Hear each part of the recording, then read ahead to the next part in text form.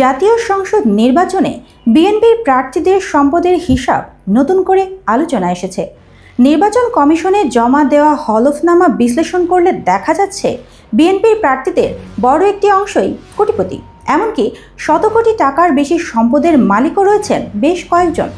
প্রশ্ন উঠছে, এই বিপুল সম্পদের রাজনীতি ভোটারদের কাছে কী বার্তা দিচ্ছে?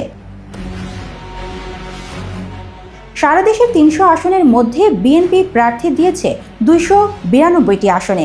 এর মধ্যে ২৬৯ জনের হলফনামা বিশ্লেষণে দেখা গেছে প্রায় ৮৩% প্রার্থী কোটিপতি।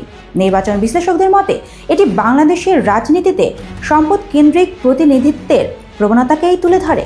সম্পদের পাশাপাশি বার্ষিক আয়ের দিক থেকেও অনেক প্রার্থী এগিয়ে।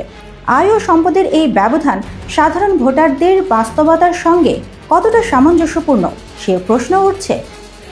এবারে নির্বাচনে বিএনপি ২৯২টি আসন নিজেরা রাখলেও ৩৩১ জন প্রার্থী মনোনয়নপত্র জমা দেন।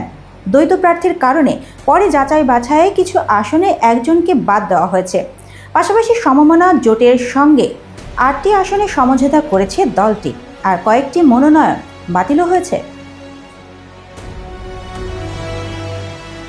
বিএনপির প্রার্থীদের সম্পদের এই চিত্র দেখাচ্ছে বাংলাদেশের নির্বাচনী রাজনীতিতে অর্থনৈতিক শক্তি এখনও বড় একটি ভূমিকা রাখে।